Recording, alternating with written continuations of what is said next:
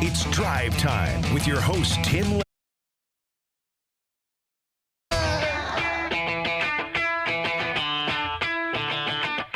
We welcome you into Drive Time. After a tough Central New York sports weekend, we are here to discuss it all on Drive Time. Next hour or so, we will dive into all things Syracuse basketball. We can talk about the women's basketball team. They had a nice win. They salvaged the weekend a little bit yesterday. First Coach Jack show tonight out at the Wegmans DeWitt Burger Bar. We hope you can join us out there. I'll be out there with Coach Jack. A lot of excitement around the women's team right now. 16-3 on the season. All things going well there. Not a ton of excitement at the minute around the men's basketball team, and I know a lot of you will have thoughts on that today. Did not have Orange Nation today because of the Syracuse Crunch game. That was not a excused late last-minute absence from Professor Infante and Paulie Sibilia. That was just them knowing that, okay, coming off the Boston College game, we got the Crunch game going on. We won't have a show that day, and of course, it was the final Bills weekend of the season as well. And then we find out this morning that Sean McDermott has been fired as the Bills head coach. And Brandon Beane is not only retained, but Brandon Beane has been promoted to the president of football operations and the general manager. We'll talk some Buffalo Bills today. Orange Nation will be back tomorrow, and we will have to get Steve's thoughts on all of that. And I'm sure Paulie will be efforting more thoughts from Steve on the Bills situation and on what happened to the Orange men's basketball team in that dreadful loss on Saturday at Boston College, an overtime game that should not have gone to overtime. And boy, that loss just caught me off guard. I really did not see that one coming, considering how Syracuse had played in the last 3 games. I felt like the Orange's win streak was a little bit inflated based on opponents, and I understand, I feel like more than most, just how tough it is to win a game on the road in conference play. That being said, I really didn't see that one coming against Boston College of all teams. BC has been bad all year. Granted, BC's defense has been solid for the most part this year. And if you would have told me that the game would have been low scoring and BC would have hung around, and that's pretty much what the game was, I could have understood that. What happened in overtime, where Syracuse's defense could not stop Boston College's putrid offense this year. BC entered that game one of the worst offenses in power conference basketball, ranked in the 280s in offensive efficiency and all of those metrics. And they were able to get to the painted area at will, and they were able to basically do their thing against Syracuse's defense. And we talked after the Florida State game about how Coach Autry was more upset than maybe the average fan on how Syracuse performed in that game against Florida State, and specifically how Syracuse performed defensively. Well, the defense has been pretty bad the last couple games for Syracuse. And as much as it was 81 points and it was an overtime game, and we shouldn't really freak out over allowing that many points in a game, it was to a really bad offense in Boston College, and specifically the final possession there, final possession of regulation, allowing Donald Hand, their best player, to get a wide open look from 3 was really concerning. So we will talk a lot of Syracuse men's basketball today on the show, talk some Buffalo Bills as well, and we want to hear from you. If you feel like the season is over, if you feel like Coach Autry's tenure at Syracuse is officially over based on what we saw against Boston College, and there's no coming back from this, let's talk about it. I'm not saying you're wrong necessarily. It did feel like a loss that a tournament team could not afford to take. And as much as I do believe deep down that Syracuse has the makings of a tournament team, And there have been some good things we've seen from this team this year, and I'm trying to not overreact too much to one individual game. That was a really tough one to defend. That was a game that I did not see coming, and that is one that stings and almost feels like you lost 2 games based on how Boston College has been this year and based on the fact that it's your second Quad 3 loss now. And we've talked a lot about the net rankings, and we've probably talked too much about where Syracuse stands and their resume. And I understand that it is still just January 19th, and there is a whole lot of season left, and there's a lot of opportunities in front of this team. And that's, I'm sure, what Coach Autry is telling to his team in practice today. And that's the message that he is trying to communicate, is that there are plenty of Quad 1 games out there in front of the Orange. But it's really tough to suffer 2 losses of the caliber that they have had to this point in the season and make the NCAA tournament. 315-437-7644 if you'd like to chime in on the phone lines and talk Orange basketball. We did not get a chance to have Orange Nation today, so if you want to vent, you want to get your thoughts out there, feel free to call in at 4ESPN44. We're also live on QSportsTalk.com, where you can always watch our show, and you get no breaks on our QSportsTalk.com Twitch stream. You can chat away, and we will be taking your questions in the chat on QSportsTalk.com. Also, our YouTube chat at QSportsTalk on our YouTube page. Let's go to Chris in Syracuse to kick off the show today. Our first caller of maybe many after the tough loss for Orange basketball on Saturday. Hey, Chris. How's it going? Anyways, just how to improve the season. Have starting play the 1, maybe Kings the 2, maybe play 3, Tyler Betsy, Danny the 4, and William Count the 5. That way, because Tyler Betsy has been losing his money because of Donnie Freeman. I have Nate George sit down. He's making his team obviously tremendously terrible. He's putting too much pressure on himself, and I know what they got to do. They got to limit the rotation, obviously. I know why Ball is concerned that Autry's season is stopping the line. This far into the season, you should not put too many players. He should, I know they're playing for defensive purposes, but you can't start your offense as well with Soiree and everything else. And before I go, I think a good fit for this team would be getting from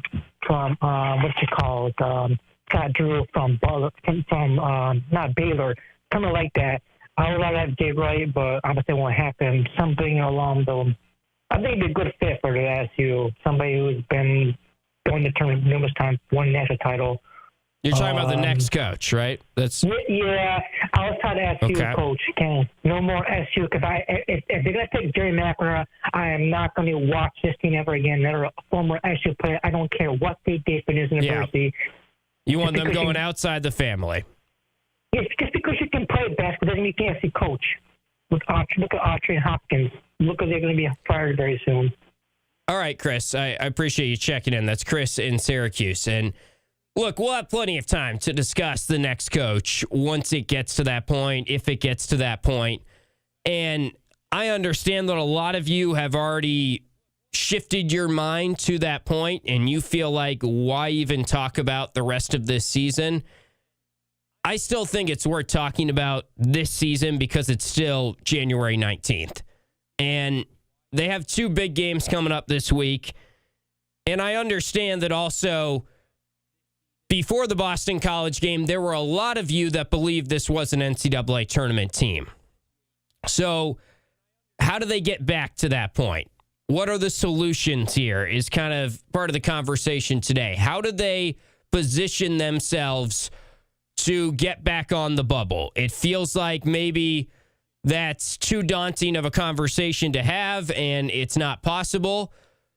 Well, maybe the conversation is more, how do they improve in the next game and improve in the game after that? And then from there, where does that leave them? The conversation about Nathan George and Chris talking there about how Nathan George needs to play less and come out of the starting lineup and come out of the rotation. That feels like a wild conversation. And for most of the season, it's felt like something that we shouldn't discuss because it feels like Nathan George was their big transfer portal ad, and they can't give up on him, and they have to maximize what they have from him because that's the whole theory that they had around this team is that bring in a pass-first point guard.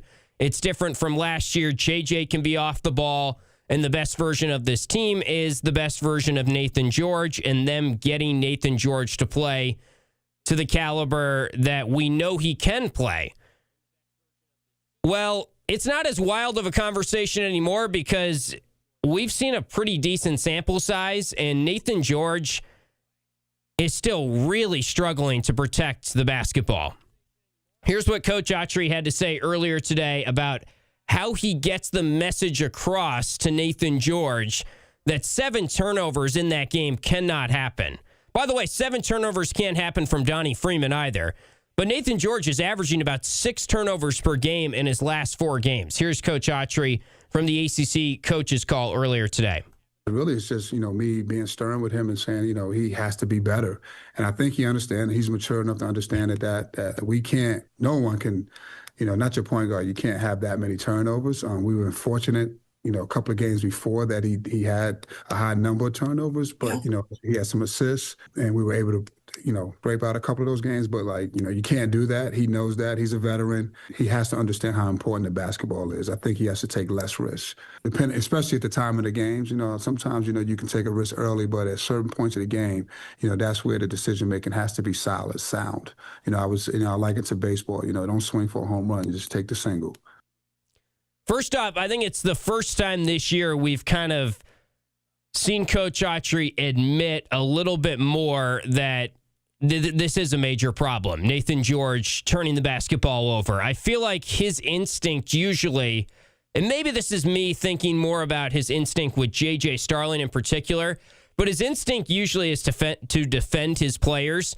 And he has said at times this year that he feels like Nathan George is doing a good job, and he's gone to bat for him on how we look at his point total, and that's not why they brought him in here. I think if you've been following along, it's not so much the fans are critiquing Nathan George's point total. It's not so much they're critiquing what he's doing in terms of his field goal percentage or his three-point field goal percentage.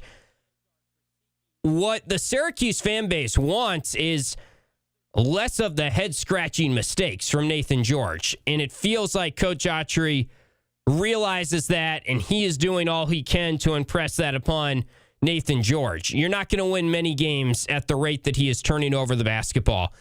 And that's probably the biggest indictment right now on Coach Autry and Syracuse in year 3.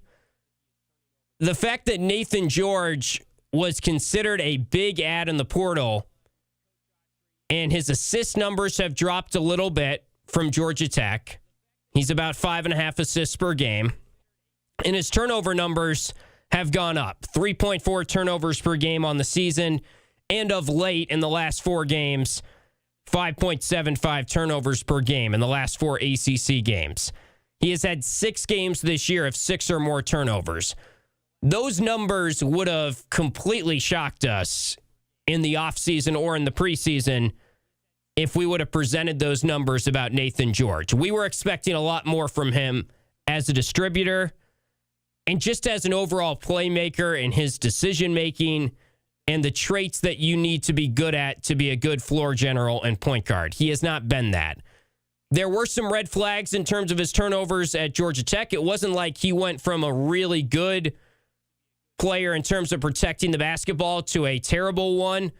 But as a junior, he has declined in a lot of stats in terms of turning over the basketball, and that's concerning. Back to the phone lines as we continue on our Burdick BMW of Cicero opening drive. Let's go to Jordan in Baldwinsville.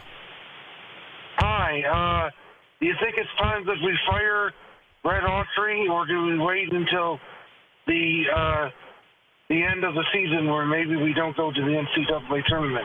Yeah, no one fires a coach at this point, Jordan. I don't think there's any world that a decision is made before the end of the season. And that's consistent with everywhere across college basketball. There's no point in doing it right now. You let the season play out. You see if they can salvage it. You see if they can turn it around. There are a lot of quad one opportunities out there. So it's a silly conversation in my eyes to say, will they fire him right now? Will they fire him in a week? Will they fire him in season? Obviously, the way things are trending, they need to turn things around. They need to play better basketball probably for him to keep his job at the end of this season. All right. Yes, I mean, with the firing of Bills coach Sean McDermott, I wouldn't be surprised if fans want Red Autry to be gone soon. Obviously, there's a contingency of the fan base that definitely wants him gone right now, but this isn't football. It's a different. Sean McDermott, perfect example. The season ended. You gave him the full leash of the season, and we can get into the Bills firing Sean McDermott. I don't necessarily agree with that decision. I don't necessarily agree with a lot of the decisions around the firings in the NFL that are going on right now. But in football, occasionally a mid-season firing happens. In basketball, whether it's college or NFL, that doesn't happen very often. Specifically college basketball, I can't really recall someone getting fired in January. There are a lot of coaches around the country on the hot seat right now. We're not going to see tomorrow breaking news from John Rothstein that Syracuse has fired their head coach or that anyone else who's on the hot seat around the country has gotten fired. That just doesn't really happen in college basketball. And given that the portal window is different now, there's less urgency really to fire him right at the end of the season. In college football, we saw Dino get fired with a couple games left or one game left. That's because of the high school recruiting window. That's because of the portal window. You don't have that issue really in college basketball. He's not going to get fired today, next week, the week after. He's going to get the full season, and then we'll see from there. One more phone call here in our opening drive segment brought to you by Burdick BMW of Cicero. Back to Baldwinsville, where we've got Jeff in Baldwinsville. Hey, Jeff. Hey, how you doing today? Doing well. How are you? Good. I guess I'm more positive thinking than other people. I don't know. It seems like with 13 ACC games left, I don't know how you could throw in the towel on anything. I mean, if they were to win 3 or 4 in a row, you would forget about this Boston College game pretty quickly. They'd be back up in the net, back probably in the 40s or something by then, and just too many big games left and too much opportunity. I mean, in college basketball, you don't win every game like college football. You know, to get to the national championship, you're going to lose games. Yeah. You can lose 8-9 games this season and have a great season. So I don't know. I'm still hopeful. I hear you, Jeff, and I appreciate you checking in. There's Jeff in Baldwinsville. That's, I think, the right mindset to have right now. That's a positive mindset for sure, an optimistic outlook on the situation. I think that's pretty much where I am at right now, too.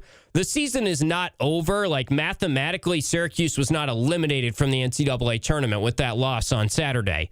Their chances on BartTorvik.com, which is one site that projects this, went from low 20% chance that they would make the NCAA tournament to about a 6% chance now, according to the computers, that they will make the NCAA tournament, and that includes a small chance that you win the ACC tournament. Really, nothing's over until you play the ACC tournament, of course. So we can get into on the other side, and we welcome more of your phone calls at 315-437-7644. That's 4ESPN 44. We can get into what I would put the chances at right now of them making the tournament and how much that has changed after what we saw on Saturday. I think the big takeaway, your margin of error went from slim to basically no margin of error the rest of the way. And the unfortunate thing is, if the Donnie injury didn't happen, you'd probably have more of a margin of error right now. But it did happen, and injuries do happen, and that's something that happens to a lot of good teams around the country, and a lot of teams don't make the NCAA tournament because they were dealt some bad luck in terms of injuries. It feels like Syracuse has been dealt more bad luck than most teams recently, and the injuries happened last year, and maybe because they happened last year, we didn't really give anyone the benefit of the doubt around the program this year when it happened again, or we didn't recognize how much the injury mattered when we were in that stretch of them struggling and the loss to Hofstra, etc. But the reality is, you are what your resume is, you are what your record is, and right now, Syracuse has an uphill climb to make the tournament. They do have a lot of opportunities in a different year where the ACC is down like it has been in the previous years. It would be very, very challenging. They've got a lot of quad one chances in front of them, but it's going to take quite the turnaround here. And it's going to take just a lot of things improving on the basketball court. And I do want to talk some when we return about the late game execution against Boston College. Talk about the decision not to foul. Red Autry had some comments on that today that were surprising during his ACC coach's call. We'll dive into that next on Drive Time. You're listening to it on ESPN Radio and watching it on QSportsTalk.com.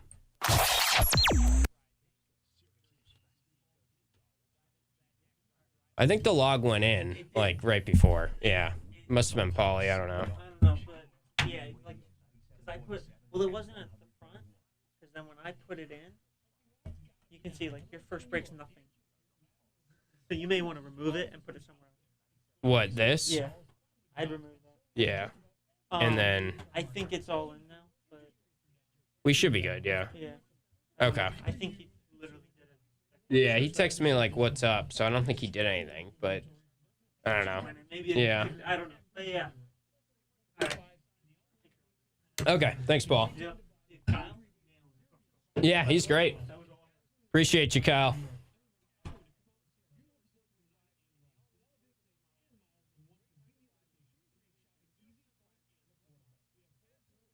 Let me catch up on the chat here.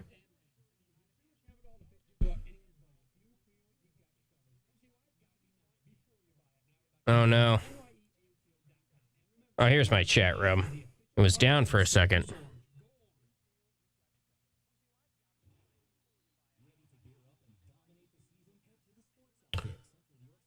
More callers, more angry people. Yeah, great win for the women yesterday.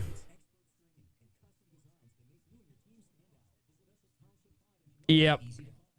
Good point, Supercat, on the turnovers.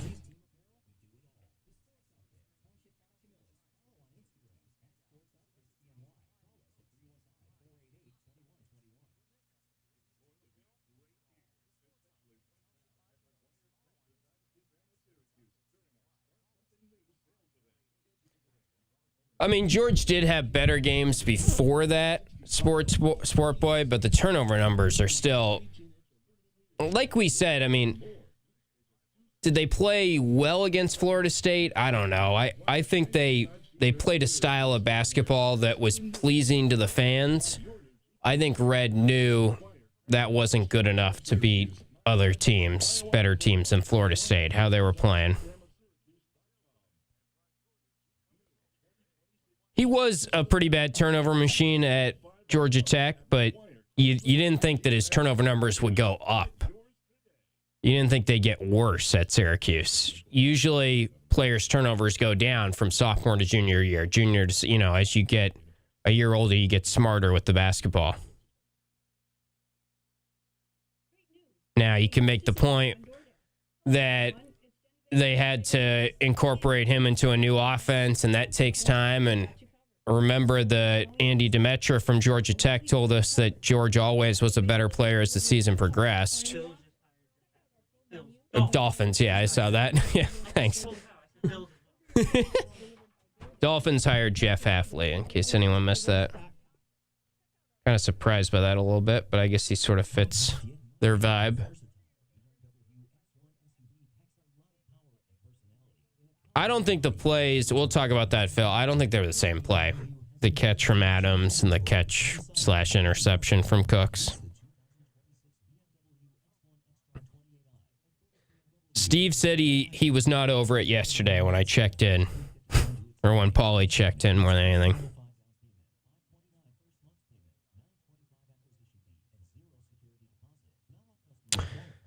Yeah, the lack of turnovers really is puzzling and frustrating. Lack of forcing turnovers, obviously. Not the lack of the offensive turnovers are equally puzzling and frustrating.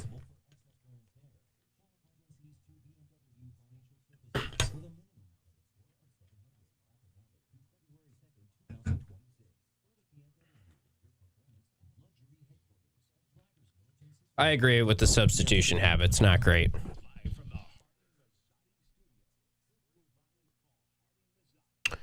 like Gavendo said, it doesn't need to be 3-4 guys coming in at a time. You can mix and match it a little more. Watch your favorite ESPN Syracuse sports talk shows on QSportsTalk.com.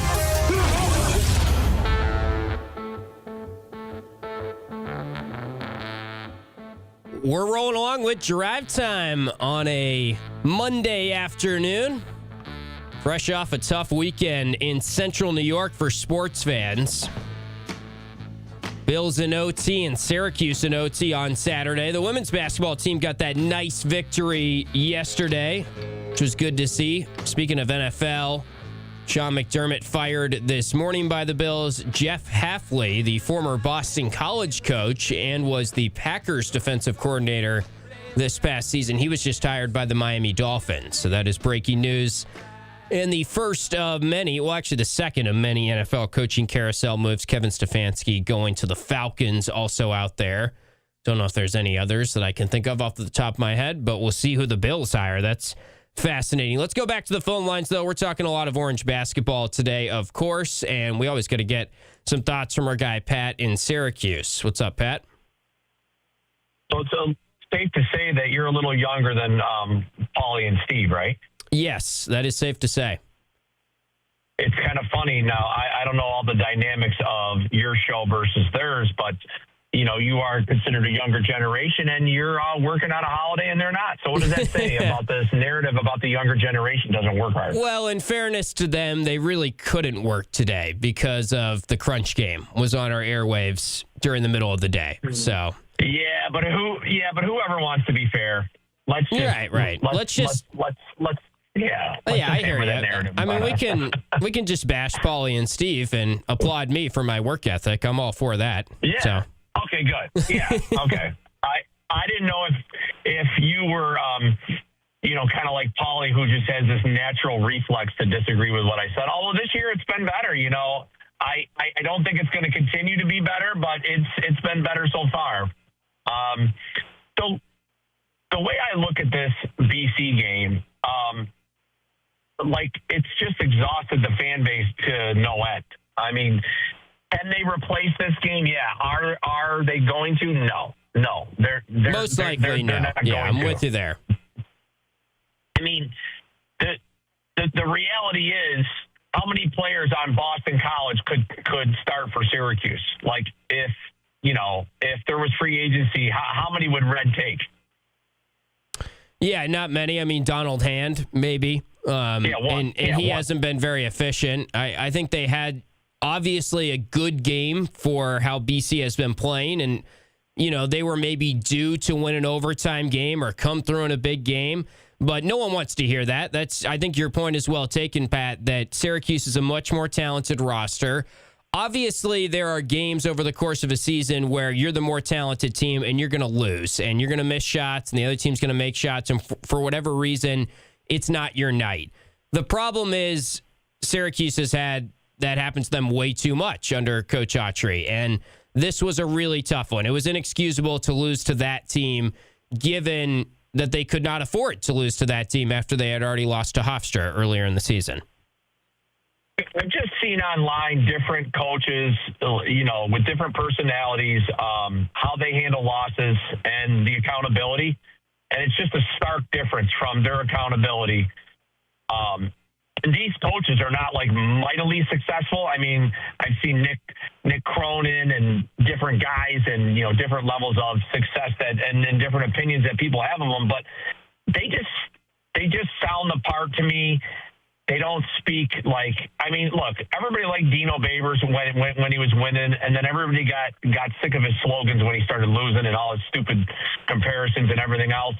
And, Red's on a short leash with the fan base. I kind of wish he was on the same short leash with our AD, but, the reality is Red is a very hard guy to root against. He is. Yeah. He bleeds orange. He was on the staff. To me, he was always meant for a number two, and he just made some mind-boggling. Let me ask you, is there any explanation explanation. I mean, how does somebody in the media not ask him, why did you challenge the Yeah, out-of-bounds? that should have been asked, and that's something that I wanted to get to on the show today. That was a really, really bad. Yeah, exactly. That was a really bad challenge. I mean, I can't remember if you brought up this point, Pat, on the postgame show. I was driving around listening, and I think you called in on the postgame show, and I know you've got some ref background, and I think you hit on the key point, which is you don't challenge something when it's the player stepping on the end line. The refs don't really miss that call. They're not going to make that call unless they're 105% sure that Nathan George stepped on the end line. So that's one reason. Second reason, I've only seen it happen. I've only ever seen that happen once, and it was the Virginia game. I forgot if it was. I can't remember who was on the baseline. And Cooney, right? It was Trevor Cooney. Yeah. It was Trevor Cooney. It was Trevor Cooney. That's right. That's like the only time I can remember. That's a good call. Time I've ever seen that. So the point is, he's just in over his head. I mean, there's no way you or me or anybody is signing off on that and saying, yeah, let's challenge. And I'm telling you, if I'm a head coach and somebody tells me to challenge that, and then I see it after, heads are rolling. Heads need to roll up on campus. The dome is empty. Every year it seems like they're just less and less. And keep in mind, the longer this goes,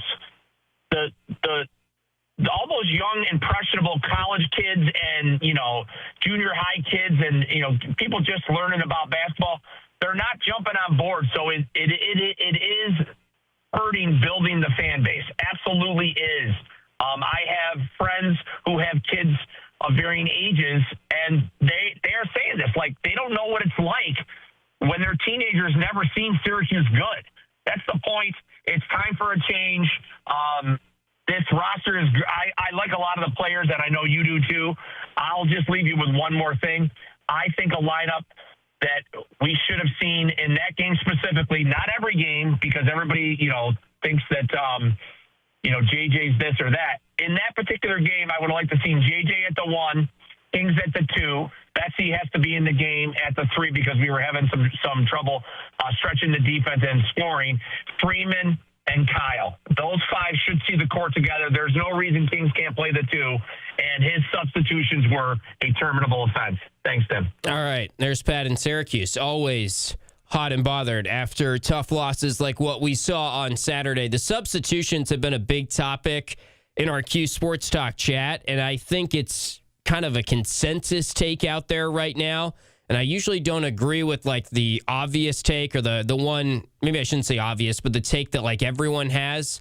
Sometimes I think we can kind of not understand how tough it is to juggle substitutions. But one thing I think we're all seeing that we all dislike is the nature of kind of 3 or 4 guys coming in at a given time for a substitution. It's wholesale changes, and it feels like there is a drop-off. We saw it in the first half. I agree with Red that the way that he wants his team to play, it's tough for them to play 40 minutes, and it's tough for them to not go deep into their bench. And I understand why he wants to use the bench more, and I think that's all good and well. But it does feel like at times a guy is out of the game for too long. It felt that way for me with Donnie Freeman in the second half of that game. And I think there is something to be said for the lineups when you make 3 or 4 subs at a given time. That's not good overall. Let's keep the phone calls coming as we've got 2 more callers to get to. Let's see. I think this is Dave in Syracuse. The screener is acting up on me. Am I right? Did I remember that correctly? You did. Okay, correct. great. Thank you, Tim. Yeah. Hey, first, before I get to it, quick correction. The Trevor Cooney was actually the Gonzaga game. Oh, yes, won. right. Good call. Right. Yeah. And to be honest with you, Tim, if they did have someone tell Red to check that call, that was a big call. It could have made a difference in the game. Yeah. It was a huge turnover. I hear you, Dave, but I do feel like they could have. I mean, you get a little bit of time to check the iPad. Sometimes I feel like they could take a second longer and look at their video guy and who's checking the iPad and see if there's more of a case or not. I mean, if they had glanced at that, the tough part is that was so far away from where Red was that it's not like he had a good look at it with his eyes. So then you kind of got to rely on the iPad or before you make that call, I would say. Exactly. I don't know who makes the call for them, to be honest, but I'm just saying if he did see something, that was a huge call in the game. But that aside, anyway, Tim, what I can tell you is I am demoralized after this game, and I think the whole fan base is. And a couple of things. Number one, Donnie Freeman got fouled, had to go to the line. It was at that point you could have communicated to your team, huddled them up, and said, no, if he misses, no threes. Okay? We have to foul. It was 7 seconds when he made the shot. You have to foul. Now, William Kyle came off of that screen, the guard hand, and then he backed off. And he let him shoot it. I don't know why he's almost playing drop coverage there. They're not going to shoot it two in that situation. I'm with you. That was frustrating, and I thought JJ maybe could have defended that better. Could have gotten over the screen, could have gotten his hand up a little bit quick. The whole defensive possession there was bad in terms of they didn't execute what apparently Red told them to do, which was foul. I don't know how that happens. And then also, how do you let that type of look happen in that situation? You know a three is coming. You know it's probably going to Donald's hand, and it was a very clean and open look. Right. And if I were Starling, I would have just grabbed him, fouled him, put him at the line. But the biggest thing that bothered me, Tim, okay, that happened, okay, horrible end of the game, but now you're still in overtime. Now, did you watch the Bills-Rams game the Rams-Bears game last night? Yeah, of course. Okay. The Rams get hit with a miracle touchdown at the end of the game to tie the game. Did they slump? No, they reorganized, and they got ready, and they won in overtime. Syracuse didn't even compete in the overtime. You know, this happened. They slumped. They came back out. They had no energy. Boston College jumped all over them. They didn't reorganize, and that really bothered me about this team. That tells me that there really is no leader on the court. I mean, I don't know what Autry said to him. I don't think it's the coach's necessarily fault, but that team just slumped when that happened. Instead of reorganizing, getting themselves together, and playing another 5 minutes to the best of their ability. That really, really upset me. Yeah, it was a really tough overtime period. Thanks, Dave, for checking in. There's Dave in Syracuse. We've got to work in a break. We've got two more callers already on the line. That means we have one spot available if you'd like to call in right now at 315-437-7644. I agree with him on the overtime. Really frustrating to watch that. They gave up 17 points. It was easy buckets. It wasn't necessarily like it was a lot of free throws at the end of the overtime period that allowed BC to get that many points in overtime. It was bad defense, and we talked a lot about how when they didn't have Donnie Freeman, they didn't have their leader, they didn't have that alpha dog, that guy they could turn to in crunch time. They had him, and Donnie, after we were heaping praise on him, really made some poor decisions in the overtime. He missed that free throw, which was obviously costly at the end of regulation. So that was frustrating. I felt like Donnie was turning the corner in terms of being that number one guy and solving that question. It was more Nate Kings in this game. Nate Kings was really good, and there were some well-designed plays for him late in regulation, but they didn't have much else. And the overtime period was very frustrating to see basically the wheels come off there against a bad team in overtime. And it was tough to watch that game on Saturday for Syracuse. Timeout here. Back to your phone calls next on Drive Time. Hey, Central New York.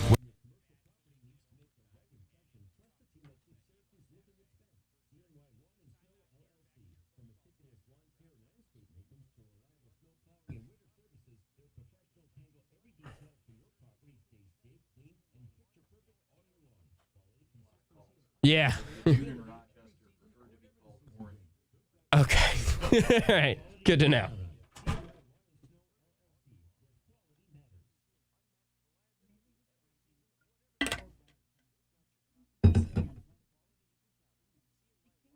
Yeah, it's his nod to level 5, Tronic. That's why he's making the hockey changes.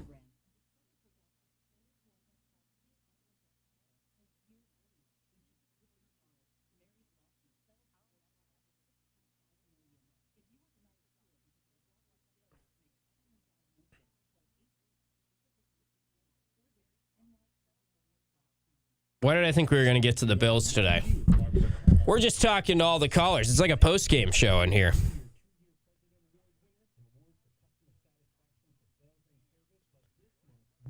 9 p.m. tip. Hopefully it's not a really dead crowd bowling ball.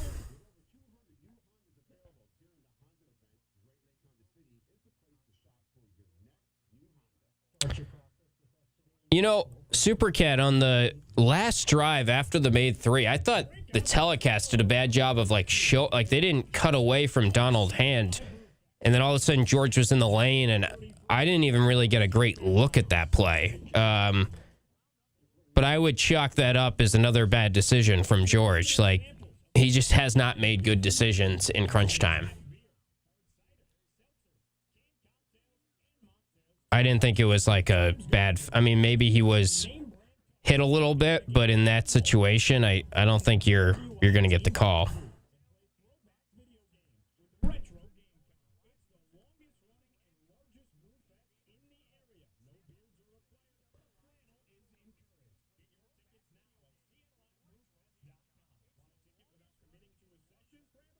Yeah, he was out of control and a little panicky.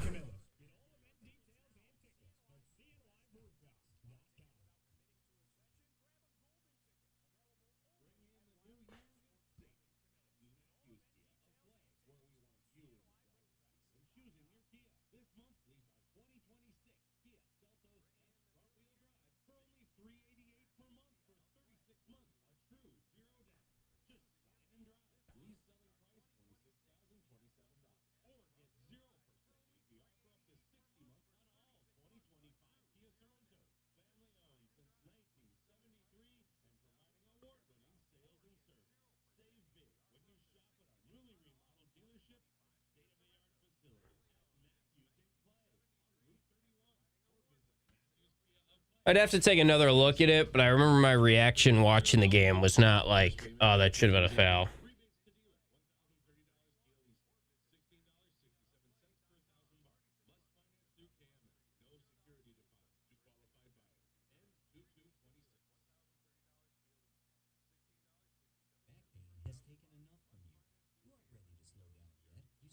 Yeah, the Bills were pretty predictable, it felt like, play calling wise.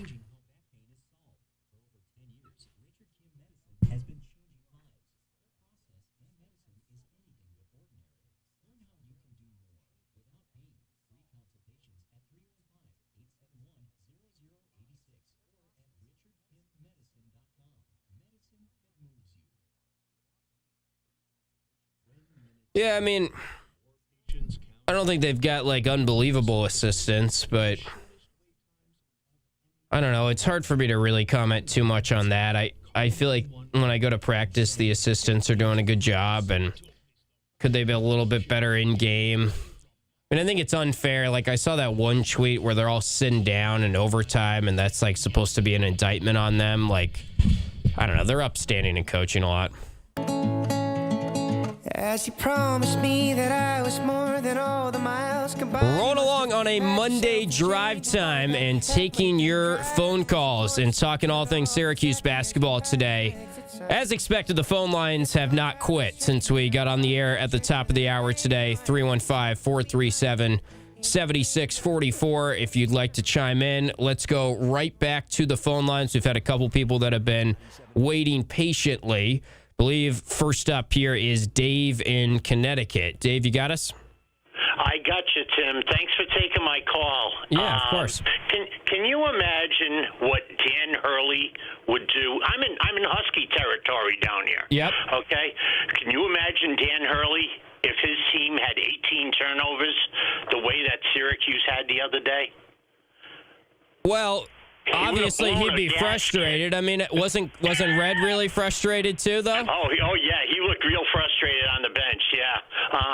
I sense sarcasm. What do you want him to do? He does get on there in the postgame press conference and say point blank that can't happen, and that's the game, the 18 turnovers. So, do you want him to poll George a little bit more? We could have that conversation, use the bench as a demotion. I think he could do that more. The bench, first of all, they didn't produce anything the other day, and the way that he utilized them is ridiculous. I've been watching this team for over 50 years. I go back to Louie and Bowie, okay? They had one game back in the 80s that they played Kentucky and had 26 turnovers in the game. 26 with Sherman Douglas at the point. Okay, and they said that the reason why that they had so many turnovers that day was because they were wearing blue uniforms, which they've never worn again. Okay, just the one time against Kentucky on a nationally televised Sunday game. I'm sure that there's some people out there in Cuse land that know about that game against Kentucky. What does that have to do with this year in red, though? Okay. I mean, it's a. Here's the thing with red. Okay. He shows no emotion on the sidelines. When something bad happens to Syracuse, he turns his back on his team, okay, and looks at his assistant coaches. And what does he do? What does he do? This guy has to be replaced, okay, by somebody that's got fire in their bones, okay? There is a guy out there, okay, that played at Syracuse, okay, and I've mentioned this on local radio stations here in Connecticut and Rhode Island, that should be a target for Syracuse to grab, okay? And he does games on ESPN right now, and his name is Eric Devendorf. I can't get there. I'm the biggest coach. Devo fan ever, but let's be honest, he doesn't have any head coaching experience remotely close to this level. I love Devo. We get him on these airwaves. He's the best. What head coaching experience did Red Autry have? Red Autry was an assistant for Syracuse for several years. Actually, an assistant also for the team they're playing Wednesday night in Virginia Tech. So you watch way more than Devo. Watch what Virginia Tech does to them. I watched Virginia Tech. They came down to Mohegan and played Providence. Okay, they love going to overtimes. Okay, they got. They're a quad 2 team, right? Do you think Syracuse has the guts to beat a quad 2? Well, they have beaten. Now? I mean, they've beaten a quad 1. I understand they lost to Hofstra at home, and they lost to. There are 18 teams in the ACC, right? Boston College is number 19. Okay, that's how bad BC is. Okay, and they let BC win. Okay, I've seen a lot of games in my time, and to see that instance in which you're throwing games away, that was throwing games away. 18 turnovers. Dave, it wasn't even. Can we get back to your comment on, and we got some more callers to get to this. This will be the final thing. Your comment on his emotion on the sideline. I disagree with you there just because I sometimes feel like Red has really stepped it up in his third year in terms of how active he is coaching on the sideline and how much he is getting on the guys to be aggressive, good on-ball pressure. Sometimes I actually feel like he shows too much negative emotion on the sideline. Well, you got a 12-6 team right there, and I wish you the best. And Cuse fans, I wish them the best the rest of the way. But they don't look NCAA material right now, and something's got to change. All right, Dave just completely ignored my last point. I asked a question, and he just kept going with whatever he wanted to talk about. I understand there's frustration here, but let's have legitimate conversations. This is a question I'm asking, you answer it, that type of stuff here. And look, Dave's frustrated. There are a lot of you that are frustrated right now for good reason.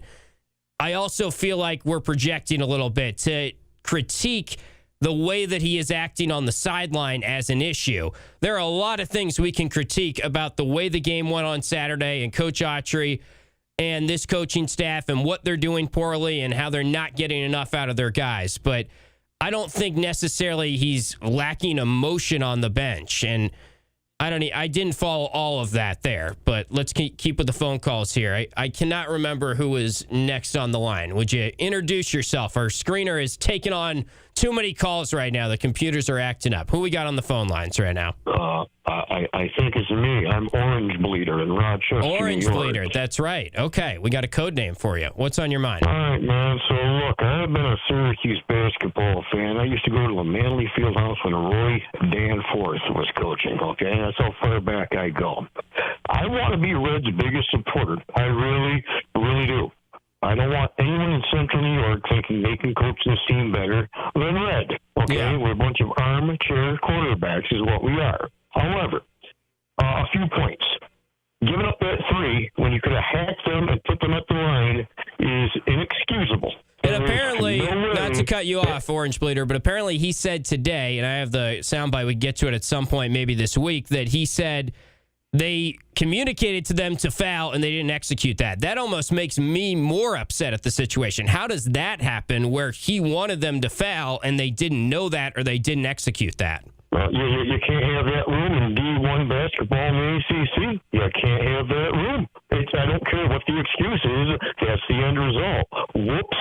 The other thing out of that game is Donnie Freeman is an NBA lottery pick, most likely. I don't want him auditioning for the NBA handling the ball when we need the W. He made a lot of bad decisions trying to move the dribble drive down the lane when that's not his gig to get that win. So I do not agree with some of Donnie's game in that game. He threw some interceptions. He was trying to handle the ball at 6'10". That's not his job. Go under the hoop, get the bucket, okay? On the rotation, I don't mind Red's fast break rotation of his guys. I love the old Syracuse fast break and the Lakes. But when you rotate your dudes, you got to make sure you'll break up the flow on a wholesale substitution change. And at the end of the game, at this time of the season, at this point of the year, Red's got to figure out, I don't give a damn about the starting 5. I don't care about your rotation.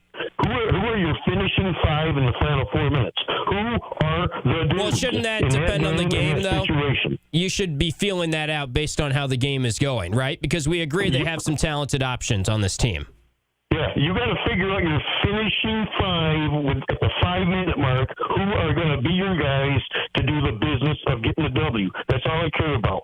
Al Davis, a legendary Syracuse alum, famous words from Al Davis. Just win, baby. Well said, Orange Bleeder. We'll leave you with that. Orange Bleeder in Rochester. Didn't agree with all of that, but some decent points in there. Donnie Freeman, I don't think, is a lottery pick right now. And I think the way he played in that Boston College game has to drop his draft stock a little bit. We may have gotten over our skis on just how good he was playing against some bad teams. I still think Donnie is a very talented player. I don't think necessarily the way they were using Donnie in that game was a problem. I thought he just didn't play well. He had 7 turnovers. He can't do that.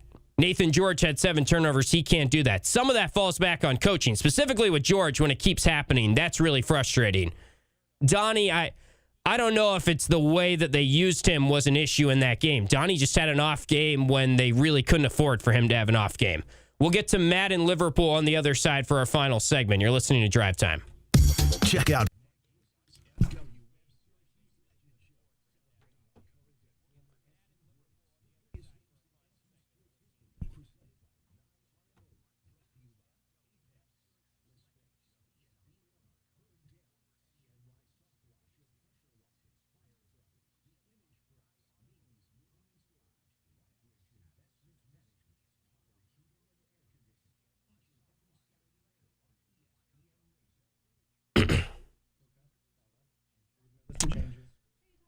Yeah, that pass he had in overtime was tough. Trying to kick it out to Betsy, I believe it was.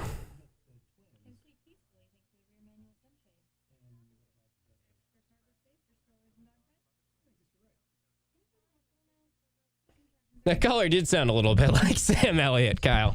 Good call. You watching Landman, Kyle?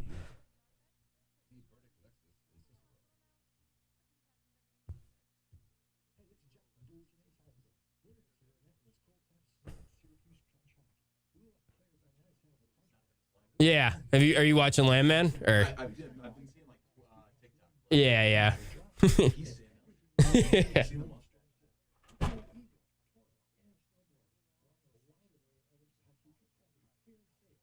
I think she's totally fair, Ryan. But maybe that's something I can ask her on the Coach Jack show tonight. That's what's for dinner. Kev from Liverpool, probably going to get something at Wegmans because I'm heading there right after this.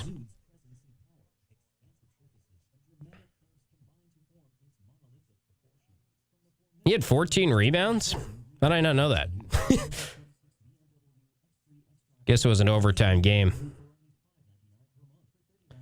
I don't know. 7 turnovers can't happen, bowling ball.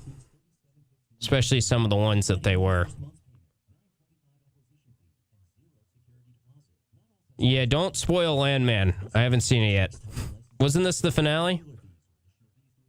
No, you can watch, no Twitch chat, but you can watch it on Cuse.com/watch, Ryan, if you'd like.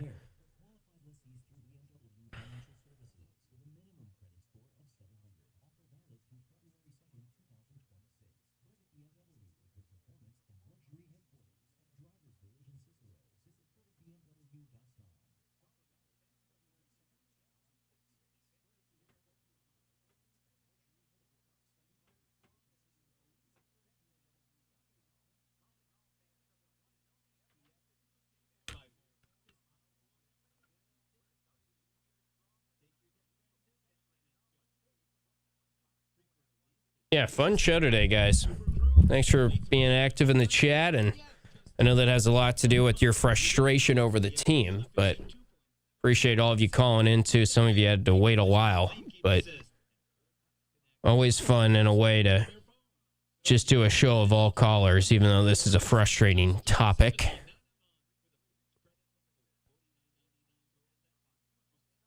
I think Paulie said he was going to get the Danny special. I usually get the burger there. I like their burgers. We'll see what I do tonight. See what I'm feeling.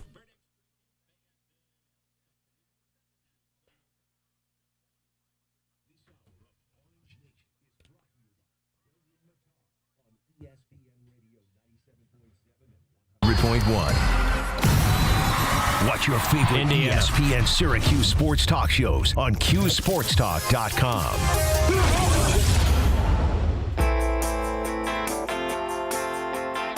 All right, final segment this afternoon on Drive Time. Been a fun show, taking a lot of callers, and let's go right back to the phone lines. We've had Matt in Liverpool waiting for a little bit. We appreciate you being patient, Matt, and what's on your mind?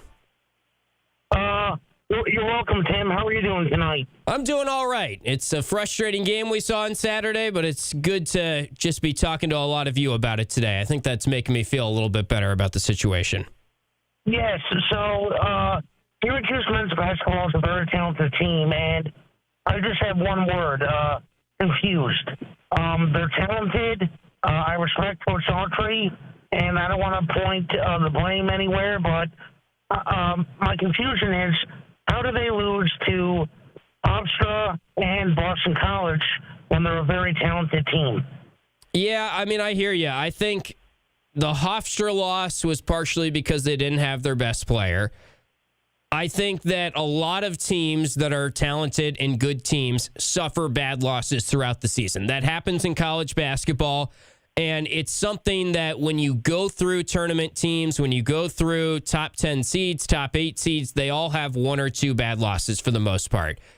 But what it is, the two losses have happened pretty close to each other here, that now it is making it that the excuse of, well, you didn't have Donnie, well, you still lost to Donnie against BC. Now it's making it much tougher for them to rally in time to make the NCAA tournament. So it could be a product of them not getting up for the games a little bit, playing down to their competition. I think that's something to consider, Matt. And I think it was tough that it was, I guess, game 4 in a row of a game that you had nothing really to gain in a way and everything to lose, playing against a team that you should beat. And is it possible that the team kind of overlooked them and did not put the game away like they should have because they were playing down to their competition? There's some of that. You also got to give BC some credit. They made some tough shots. They made some shots that were too easy, and they played one of their better games of the season. So I hear you. It was a really frustrating, inexcusable loss. Good teams sometimes suffer those, and you just have very little margin of error now as you continue with the rest of the season. Yes, Tim? Anything else you want to add, Matt? Yes. One really quick thing. I know your show's running out for tonight, but I was the caller that you asked me what percentage you think will make the tournament, and I said 75. Unfortunately, that's went down since the last time we talked. Now it went down to about 25%. But yeah, I was that caller. I had very high hopes.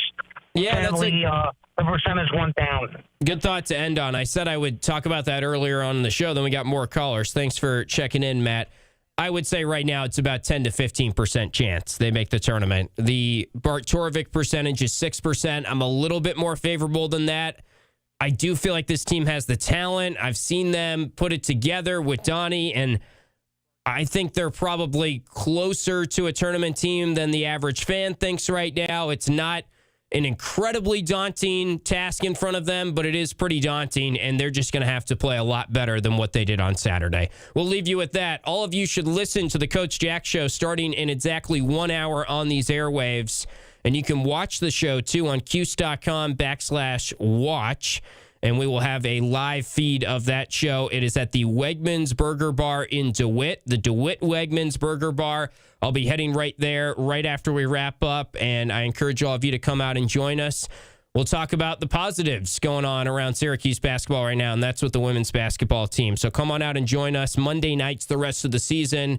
ESPN Radio Syracuse, 7 to 8 p.m., and you can watch the show on Cuse.com. It's available on the apps as well. The Empower Felicia Leggett Jack Show starting tonight. I'll talk to you all tomorrow for Drive Time, plus Orange Nation will be back tomorrow as well. Thanks for listening and watching on ESPN Radio and CuseSportsTalk.com.